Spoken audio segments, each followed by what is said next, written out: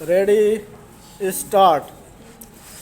अध्यक्ष महोदय, उसके लिए सब कुछ करना है तो फिर कृषि उत्पादन का जो मूल आधार है, उस खाद और पानी की जो व्यवस्था है, जब उस पर ही कर लगाया जाता है तो मेरे मन में आता है कि कहीं वित्त मंत्री महोदय अपनी ही बात को अपने ही सिद्धांतों के द्वारा तो काट नहीं रहे हैं।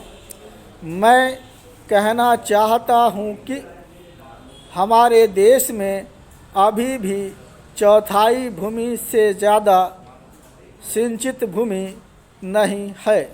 इस देश की जितनी कृषि योग्य भूमि है, उसका चौथाई से भी कम हिस्सा ऐसा है जो सिंचित भूमि के नाम से पुकारा जा सकता है।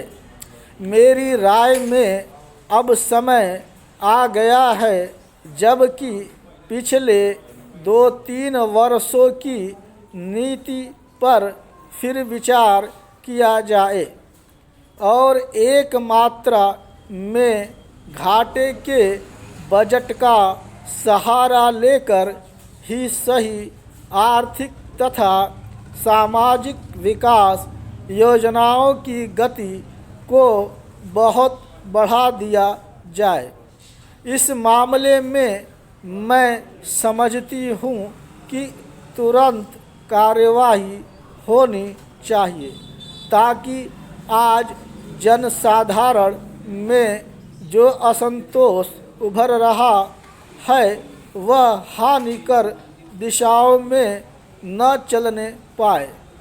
आज के राजनीतिक वातावरण की दृष्टि से भी मैं कहना चाहती हूँ कि विकास की गति को बढ़ाने की आवश्यकता सर्वोपरि है।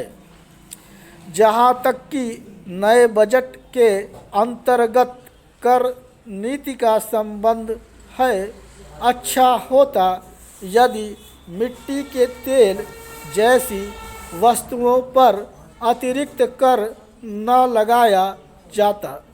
मेरी राय में इस प्रकार के करों से बचना ही उचित है, परंतु वस्तु स्थिति कुछ ऐसी लगती है कि प्रायः गरीबों पर करों का भार लादे बिना सरकार की गाड़ी आगे बढ़ ही नहीं सकती। एक नया कर जिसे पहली बार वित्त मंत्री ने लगाने की ठानी है, वह कृषि संपत्ति संबंधी कर है। अब से पहले कुछ राज्यों में कृषि संबंधी आयकर लगाया गया था, परंतु उसके प्रशासन तथा वसूली आदि में इतनी कठिनाइयाँ आईं कि राज्य सरकारों को अपनी नीति बदलनी पड़ी।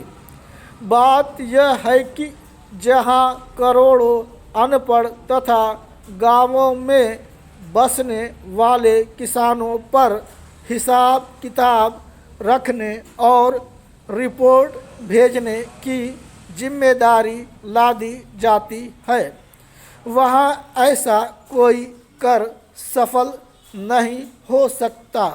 उल्टे उसके कारण लाखों लोग कई प्रकार से सताए जाते हैं और फिर वे लोग सरकार से नाराज हो जाते हैं।